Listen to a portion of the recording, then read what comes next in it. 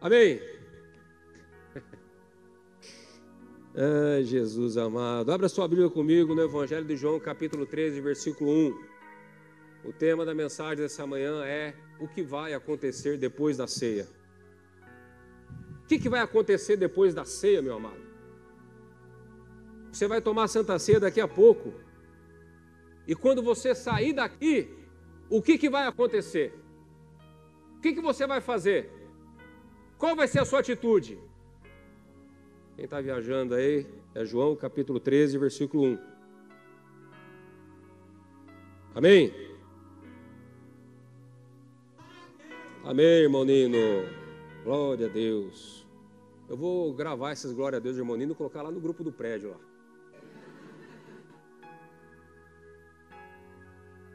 O cara falou abobrinha lá, eu já coloco o irmão Nino lá. Glória a Deus, né, irmão Nino? Incendiar aquele grupo lá também. Aleluia. Evangelho de João, capítulo 13, versículo 1. Antes da festa da Páscoa. Falar em festa da Páscoa, meus amados, semana que vem é o domingo da Páscoa, amém? Queridos, domingo que vem vai ter um culto aqui diferente. Você já sabe o que é, né? Vai ter uma peça teatral aqui domingo à noite, certo? Vocês vão ficar admirados dos atores dessa peça. Vocês vão ficar admirados. E assim, essa peça vai ser uma bênção. Esse teatro vai ser muito bom, certo? Então, nós vamos ter o culto domingo que vem aqui, domingo de manhã e domingo à noite. Mas quem quiser assistir o teatro, eu recomendo que assista, venha no domingo à noite. Domingo à noite vai ser um culto especial de Páscoa e eu tenho certeza que Deus vai tocar em muitos corações aqui através dessa peça teatral. Convide pessoas de fora. Queridos, pessoas de fora, quando eu falo pessoas de fora, eu estou falando pessoas do mundo, viu? Não é para trazer assembleiano, presbiteriano, lagoano, nada disso. Amém? O alagoano pode trazer, o lagoano não. Certo? Vamos ganhar uma para Jesus, mas não vamos pescar em aquário, amém? Deixa a pessoa, deixa o presbiteriano lá, deixa o lagoano lá, deixa o assembleiano lá, deixa o macedinho lá, deixa cada um na sua igreja. Mas aquele que está perdido, aquele que está no mundo, aquele que está, né? Convide para vir domingo à noite, porque vai ser uma bênção. E a cantina vai ter um pastelzinho da hora aí para servir depois. Amém? Amém, igreja? Amém. Glória a Deus. Irmão Nino, o senhor vai ter que sediar esse culto hoje, hein? Eu estou sentindo que hoje esse culto está na tua mão. É isso aí, aleluia. Evangelho de João, capítulo 13, versículo 1. Antes da festa da Páscoa, sabendo Jesus que era chegada a sua hora de passar deste mundo para o Pai, tendo amado os seus que estavam no mundo, amou-os até o fim. E durante a ceia, tendo já o diabo posto no coração de Judas Iscariotes, filho de Simão, que traísse Jesus, sabendo este que o Pai tinha confiado tudo às suas mãos, e que ele tinha vindo de Deus e voltava para Deus, levantou-se da ceia, tirou a vestimenta de cima e, pegando uma toalha, cingiu-se com ela. E em seguida, Jesus pôs água numa bacia e começou a lavar os pés dos discípulos e a enxugá-los com a toalha com que estava cingido. Quando se aproximou de Simão Pedro, este lhe perguntou: vai lavar os meus pés, Senhor? Jesus respondeu: o que eu faço, você não compreende agora, mas vai entender depois. Amém? Até aí. Queridos, o texto da palavra de Deus que nós acabamos de ler começa no versículo 2, que diz assim: durante a ceia, tendo já o diabo posto no coração de Judas Iscariotes, filho de Simão, que traísse Jesus. Então, em primeiro lugar, Judas, ele estava ali participando daquela ceia com Jesus, daquela Páscoa com o Senhor, junto com os demais discípulos. E como estava o coração de Judas participando daquela ceia? O coração de Judas estava contaminado. A Bíblia diz que Judas já estava, que o diabo já tinha posto no coração de Judas que Judas traísse a Jesus.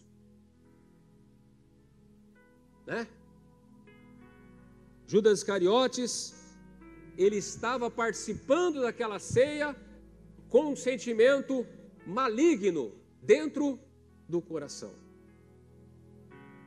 E agora eu pergunto para você nesta manhã, meu irmão, minha irmã, como você está participando da Santa Ceia hoje? Com que coração você está participando da Santa Ceia hoje? Talvez você diga assim: pastor, eu não estou igual Judas Iscariotes, mas eu confesso que esse mês, que essa semana, que esses dias atrás foram dias de fraqueza espiritual, foram dias de pecados cometidos, e eu estou aqui na Santa Ceia dessa forma, com o coração pesado, com o coração carregado de arrependimento, com o coração carregado de pecados cometidos e acusações de Satanás contra a minha vida. E veja bem, meus amados, o que acontece na maioria dos casos? O que acontece na maioria dos casos em que as pessoas, elas estão cativas, presas a algum tipo de pecado? Ela vem para a Santa Ceia e ela sabe que ela está errada. Mas a Santa Ceia é lugar de arrependimento. A Santa Ceia é lugar de renovo espiritual. A Santa Ceia é lugar de graça de Deus para nossas vidas, amém? Santa Ceia é isso, é você fortalecer ainda mais a sua aliança com Cristo, bebendo do seu sangue e comendo da sua carne. Mas como diz o tema da mensagem, o que vai acontecer depois da Santa Ceia? É aí que está o X da questão. Porque na maioria dos casos, onde as pessoas estão cativas, presas, enlaçadas pelo pecado, o que acontece com elas? Elas vêm para a Santa Ceia e se arrependem. Pede perdão, chora, ora, clama a Deus, pede perdão para o Senhor, se lava, se purifica e toma a Santa Ceia. E sai da igreja em paz. Mas amanhã é segunda-feira. Amanhã o pau quebra, a folha cai. Amanhã é dia de luta, é dia de trabalho. É dia de você lutar contra a sua carne, de você lutar contra as suas tentações. É dia de você vencer os desafios da vida, de você enfrentar dificuldades, pessoas, de você enfrentar armadilhas contra a sua alma, de você ser influenciado, atacado por pensamentos malignos. E a pergunta é, meus amados, o que vai acontecer depois da Santa Ceia? O que vai acontecer com você depois que você sair dessa igreja em paz, renovado e cheio do Espírito Santo?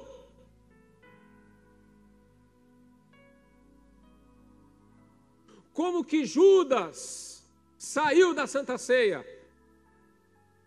O que a Santa Ceia colaborou, cooperou com Judas Iscariotes?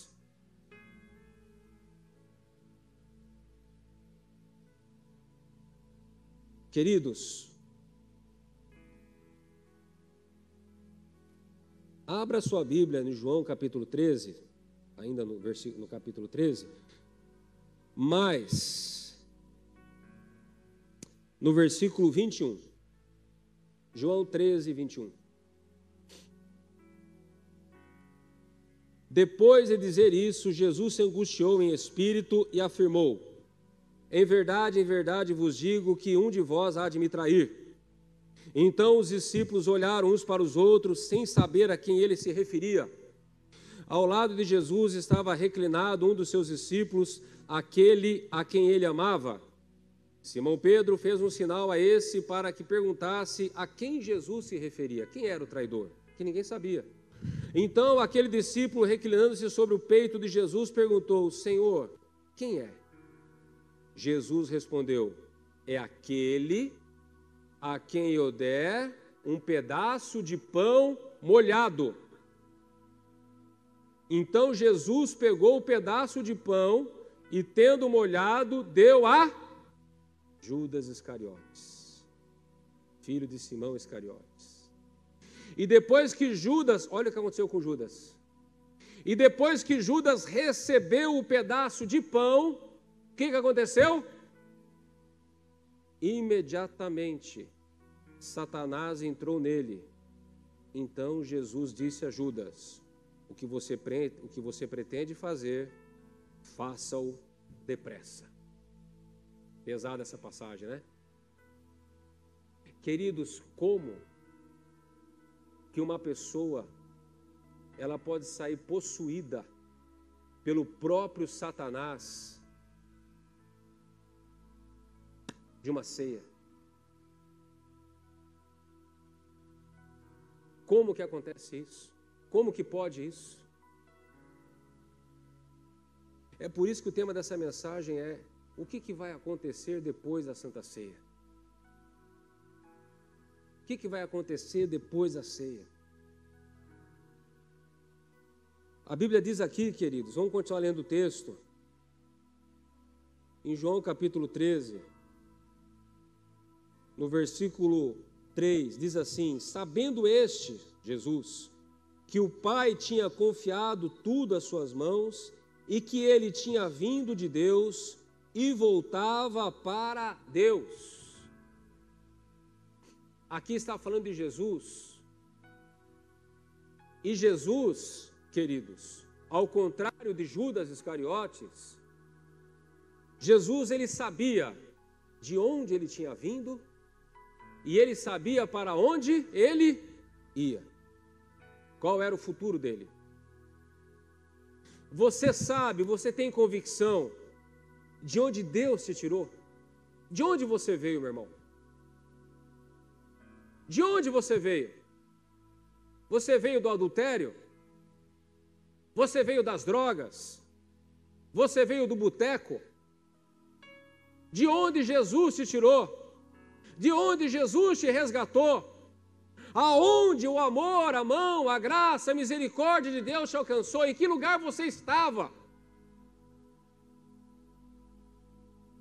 Queridos, para que nós tenhamos uma fé verdadeira, para que nós realmente tenhamos um compromisso verdadeiro com Deus, nós temos que nos lembrar sempre de onde Deus nos tirou. Quem você era antes de Cristo? Quem nós éramos antes de conhecer ao Senhor Jesus? E por que é importante lembrar disso? Porque se nós vacilarmos, se nós não vigiarmos, se nós não compreendemos isso, a gente acaba voltando para aquele mesmo lugar aonde Cristo nos resgatou. Porque é para lá que o diabo quer te levar de volta. É para lá que a nossa carne vai querer ir. Então, queridos, nós temos que ter essa identidade espiritual muito firmada no nosso coração. Eu era do bar, eu era do álcool, eu era das drogas, eu era do adultério, eu vim daquela vida errada, mas hoje eu estou com Cristo e a minha jornada agora é para o céu. É para a glória, é para a Nova Jerusalém, é para a vida eterna. Aquelas perguntas filosóficas, de onde eu vim, para onde eu vou, de onde eu venho, aquela besteira toda. Queridos, nós não temos que ter esse questionamento. Você sabe de onde você veio e você tem que entender para onde você vai. Você tem que ter convicção de qual é o fim da tua jornada. Eu não estou aqui brincando de ser crente, eu não estou aqui brincando de evangelho, eu não estou aqui brincando de igreja. Eu tenho um foco, eu tenho um alvo, eu tenho um lugar certo, eu sei para onde eu vou. Amém, queridos? Jesus, ele tinha essa convicção, ele sabia de onde ele veio, que era da glória, e ele sabia que ele ia voltar para glória. Então um dia você estava no caos, um dia você estava no pecado, um dia você estava na mesa de um bar, mas hoje você está na mesa do Senhor. Lugar de intimidade com Deus, lugar onde há a presença de Deus, lugar onde há o amor de Deus.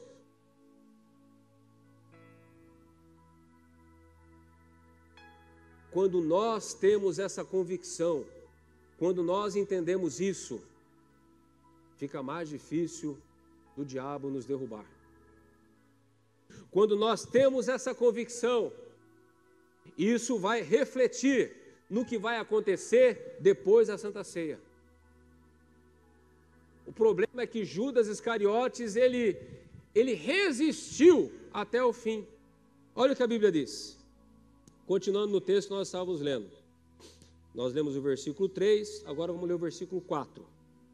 Levantou-se da ceia, tirou a vestimenta de cima e, pegando uma toalha, cingiu-se com ela.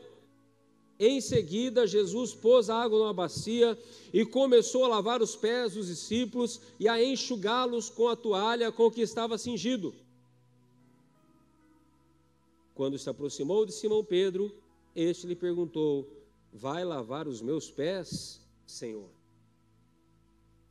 Então, olha só a atitude de Jesus.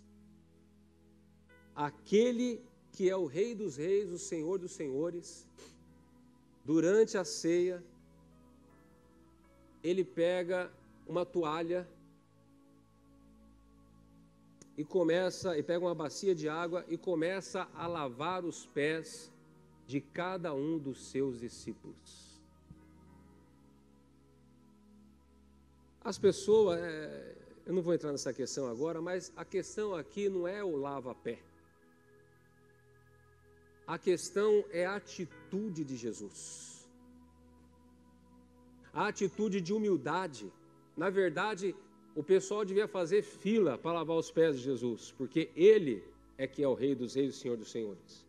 Mas ele fez ao contrário. Ele começou a lavar os pés, lavou os pés de Pedro, que depois ia trair ele, ia negar ele. Lavou os pés de Tomé, que era um incrédulo, que ia duvidar da ressurreição de Jesus. Lavou os pés de Judas Iscariotes, que iria traí-lo logo mais.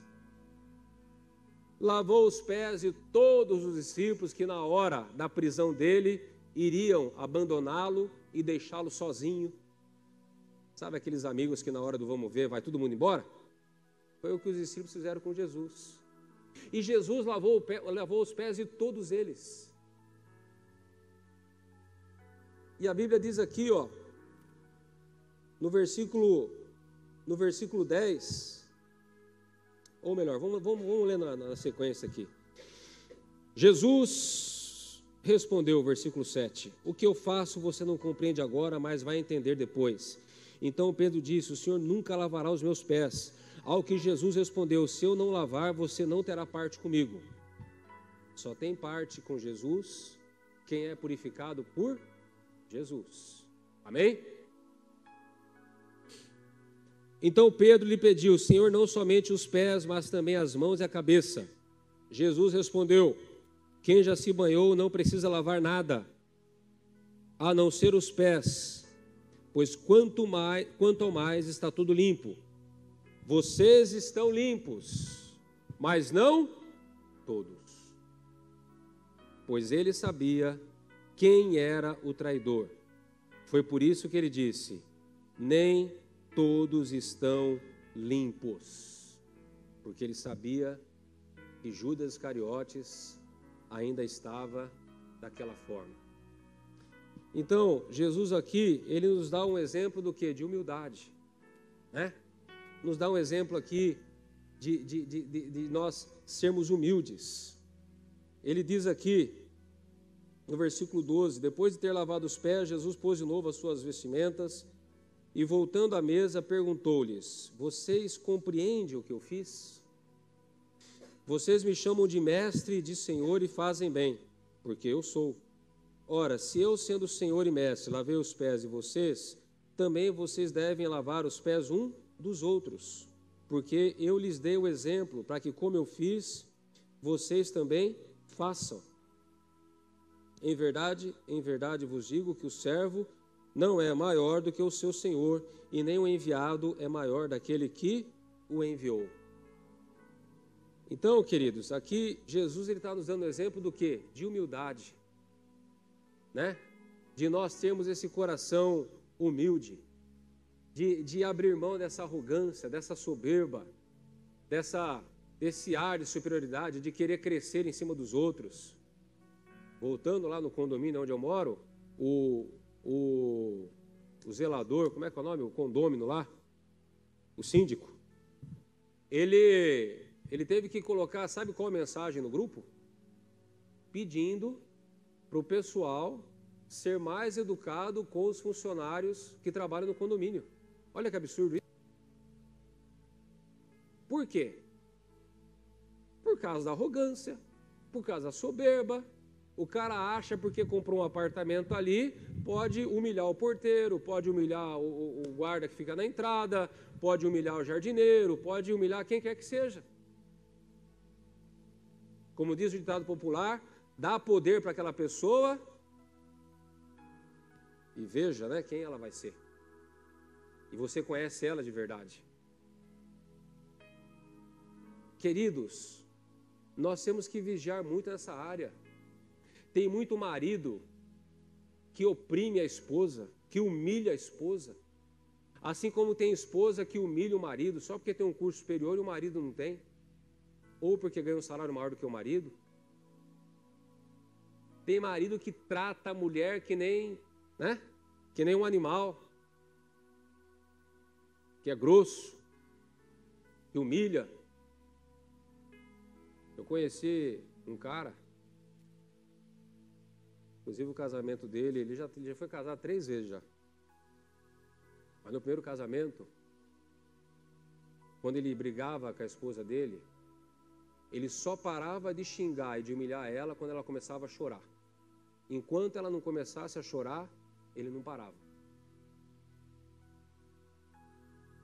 Então, nós temos que vigiar muito, meus amados. Sabe? Paulo, ele escreve, né, que nós devemos considerar os outros superiores a nós mesmos, e não ao contrário. Então, nós temos que vigiar na empresa. Você tem um cargo de liderança na empresa, isso não é motivo para você humilhar as pessoas. Isso não é motivo para você rebaixar as pessoas. Você tem um carro bacana, um carro bonito, um carro caro, chegou aqui no estacionamento, o assistente pediu para você colocar na faixa certa, só porque você tem um carrão não quer dizer que você tem que menosprezar o assistente, eu coloco o carro onde eu quero. Isso acontece na igreja. Vira o carro para o outro lado. Entendeu? Queridos, Jesus nos ensinou que nós temos que tratar as pessoas de igual para igual, independente da cor, da raça, do nível intelectual, independente do nível da vida financeira, se é pobre, se é rico. Nós temos que tratar todos iguais. Você não pode puxar sardinha porque uma pessoa é bem de vida e desprezar o pobre. Você não pode humilhar as pessoas porque você está, vamos dizer assim, acima delas financeiramente falando, ou intelectualmente falando, até mesmo espiritualmente falando. Na verdade, o maior símbolo da espiritualidade de uma pessoa, o que é? Ela é ser humilde e não ficar crescendo em cima das pessoas. Uma vez eu tive que dar uma dura num dirigente aqui, porque ele estava humilhando as pessoas aqui do ministério. Está entendendo? Então, queridos, nós temos que entender, né? Se Jesus lavou os pés dos seus discípulos, quem somos nós para querer ser mais do que Jesus? E aqui, Jesus no final ele diz assim, versículo 15, ou melhor, versículo 17: se vocês sabem essas coisas, bem-aventurados serão se as praticarem. Não falo a respeito de todos vocês, pois eu conheço aqueles que escolhi, mas é para que se cumpra a Escritura: aquele que come do meu pão levantou contra mim o seu calcanhar. Desde já lhes digo isso, antes que aconteça, para que quando acontecer, vocês creiam que eu sou. Queridos, Jesus falou aqui, vocês sabem essas coisas e bem-aventurados serão se as praticarem. Bem-aventurado quer dizer o quê? Feliz. Feliz é aquele que pratica a palavra de Deus. Tiago, capítulo 1, versículo 22, não sejais somente ouvintes, mas tornai-vos praticantes da palavra de Deus. O que aconteceu com Judas Iscariotes? Durante 3 anos, Judas caminhou com Jesus, sim ou não? Viu os milagres, ouviu os ensinamentos, viu o exemplo de Jesus, mas até o último minuto, até ali na Santa Ceia, quando ele foi revelado, até ali na Santa Ceia, quando Jesus lavou os seus pés, ainda assim Judas Iscariotes estava o quê? Resistindo ao tratamento do Senhor. Queridos, em João capítulo 15, versículo 2, coloca para nós, João 15, 2. Todo ramo que estando em mim não der fruto, ele o corta, e todo o que dá fruto, ele limpa, para que produza mais fruto ainda. Olha que interessante esse texto. Todo ramo que estando em mim não der fruto. Olha só, está em Cristo, a pessoa está em Cristo, mas não está dando fruto. Isso que eu vou falar agora é importante. Presta atenção. A pessoa está em Cristo, mas ela não está dando fruto. Judas Iscariotes caminhou 3 anos com Jesus, mas ele não deu fruto nenhum.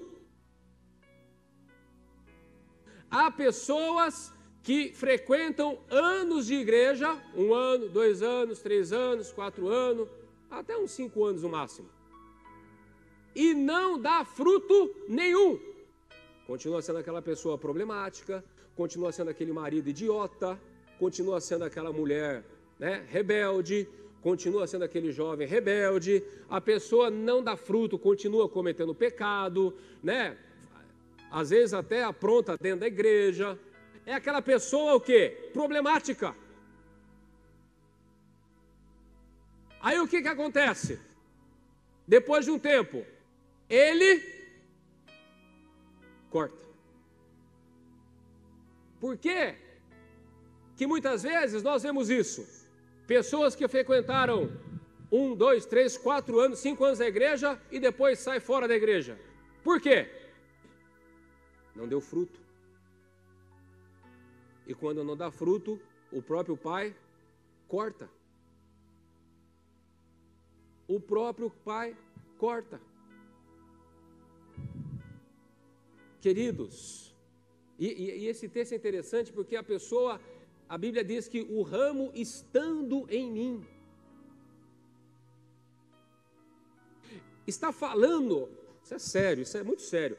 Está falando de uma pessoa que está ligada a Cristo.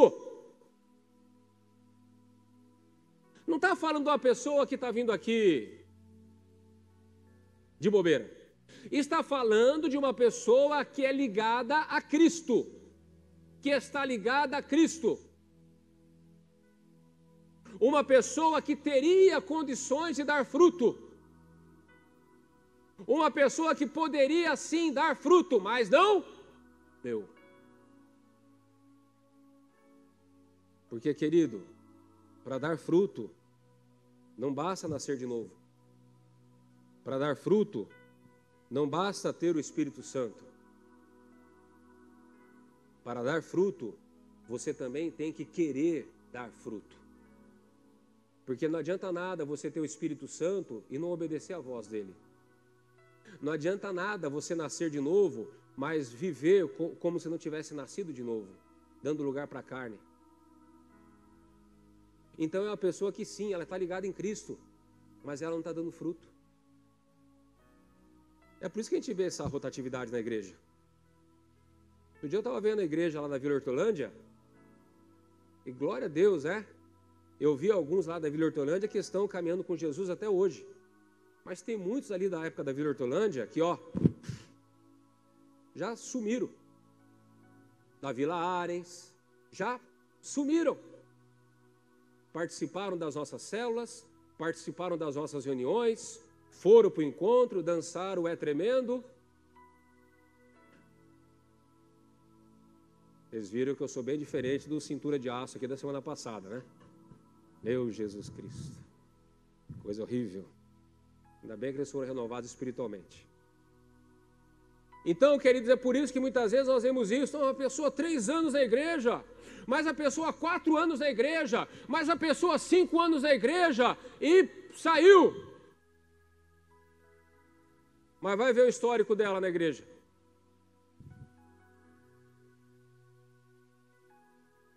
Uma vez um cara saiu daqui da nossa igreja, não vou falar quem que é. Ele ia para outro ministério e pediu uma carta para mim. Carta de recomendação. Eu só pensei comigo, eu falei, será que ele quer que realmente eu escreva tudo, o histórico dele aqui na igreja, nessa carta de recomendação? Se ele escreveu, o pastor não vai aceitar ele, é melhor não escrever nada. Melhor não escrever nada. Aliás, nós não temos esse costume. Eu não peço carta de ninguém que vem para a igreja. A Bíblia diz que nós conhecemos a árvore pelos frutos. O cara veio para a igreja, porque eu fui pastor, eu fui apóstolo, eu fui profeta, eu fui líder de louvor, eu fui isso, fui aquilo. Amém, vem para cá, cai para dentro, vamos orar, vamos buscar Deus. Os seus frutos vão mostrar quem você é. É ou não é? Acabou. Então, queridos, Jesus falou assim, vocês serão bem-aventurados se vocês praticarem aquilo que vocês sabem, para que dê fruto. Judas Iscariotes, queridos, ele aprendeu, ele viu, ele viveu, ele olhou, ele testemunhou, mas ele não praticou nada.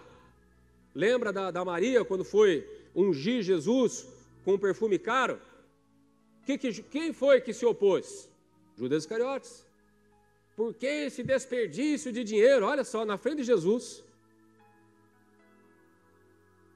Por que esse desperdício de dinheiro? Podia vender esse perfume e dar dinheiro para os pobres. Aí João, que revela tudo, fala, ele falava isso não pelo cuidado que tinha com os pobres, mas por quê? Roubava do dinheiro que ia para a sacolinha, que ia para a oferta. Então Judas Iscariotes, ele nunca deu fruto. E chega uma hora, acontece o quê? É cortado. Na Santa Ceia, queridos, eu acho que a última dose, a última chance de Judas Iscariotes, era ele chorar e se arrepender quando Jesus estava lavando os seus pés. Mas ele resistiu até o fim.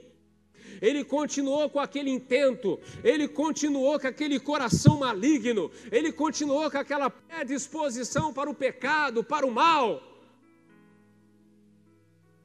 E quando uma pessoa não se rende a Deus, quando uma pessoa continua com essa predisposição para fazer aquilo que é errado, chega uma hora que o próprio Deus entrega aquela pessoa para o diabo. Foi o que aconteceu com Judas. Quando ele molhou o pedaço de pão e deu para Judas, o que aconteceu? O diabo, o próprio Satanás, Lúcifer, entrou no corpo de Judas. E Judas, possuído pelo diabo, foi lá e entregou Jesus. Combinou lá com o pessoal, aquele que eu beijar lá no monte de Getsemane, esse é o que vocês têm que prender. Queridos, mais uma vez eu vou perguntar, o Ministério do Louvor já pode subir, o que vai acontecer com você depois dessa Santa Ceia? Você vai se arrepender de verdade aqui ou não? Sim ou não? Você vai sair para dar fruto, sim ou não? Você vai ser aquele ramo frutífero, ou você vai ser aquele ramo que daqui não sei quantos anos você vai ser cortado, vai sair fora? Até quando você vai resistir ao Espírito Santo? Até quando você vai continuar nessa teimosia? Eu penso assim, eu acho que é assim, eu creio que é assim.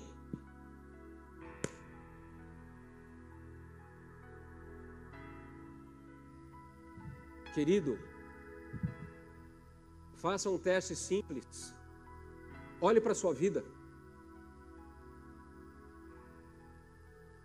Olhe para a sua vida. Olhe para os resultados da sua vida.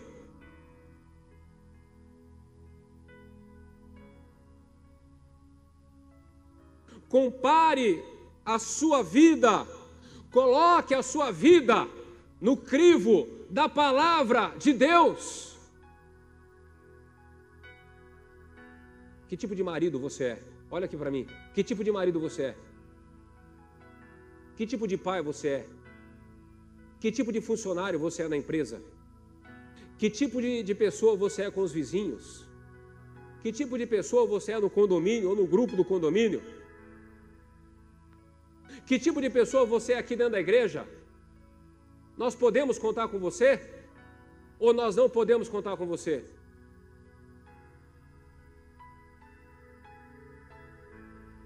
Você tem convicção? Você sabe de onde você veio?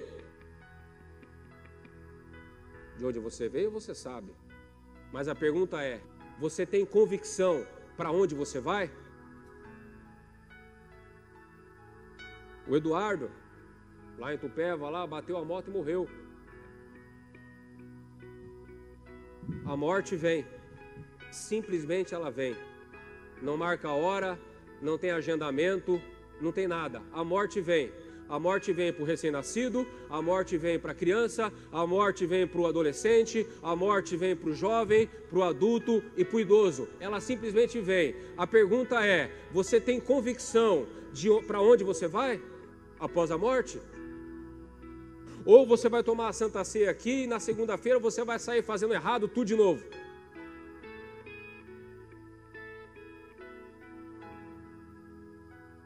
O que vai acontecer depois dessa Santa Ceia? Então, queridos, vamos meditar sobre isso. Eu gosto da Bíblia porque a Bíblia é um livro que revela a verdade. A Bíblia não é que nem a história do Brasil que só revela a história do Brasil e da civilização, né? Que só revela as virtudes dos homens. Não, a Bíblia também revela o fracasso dos homens. A Bíblia revelou o fracasso de Davi. A Bíblia revelou o fracasso de Abraão. A Bíblia revelou o fracasso do grande rei Salomão. A Bíblia revelou o fracasso de Pedro. A Bíblia revelou o fracasso dos homens que falharam.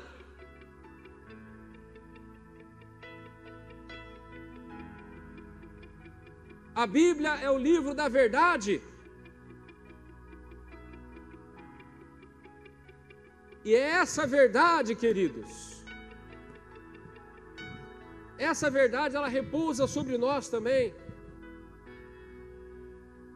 Talvez diante das pessoas você seja um super-herói, mas Deus sabe quem você é de fato. Vamos ficar de pé em nome de Jesus.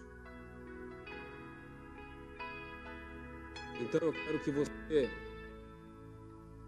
quero que você ore agora. Enquanto o Ministério do Louvor vai ministrando esse cântico, eu quero que você ore. Eu quero que você busque a Deus aí no seu lugar. E que você possa realmente pensar sobre tudo que foi falado aqui. Responda para você mesmo. O que vai acontecer depois dessa Santa Ceia? O que vai acontecer comigo depois dessa Santa Ceia? Qual vai ser a minha atitude? Qual vai ser o meu fruto? Eu vou resistir ao Espírito Santo? Eu vou resistir àquilo que Jesus está ministrando ao meu coração? Ou eu vou me entregar a Ele e dizer como Pedro: Senhor, não lava só os pés, me lava todo o corpo. Eu quero ser totalmente purificado por Ti. Curva a sua cabeça, feche seus olhos. Tenha agora o seu momento com Deus, em nome de Jesus.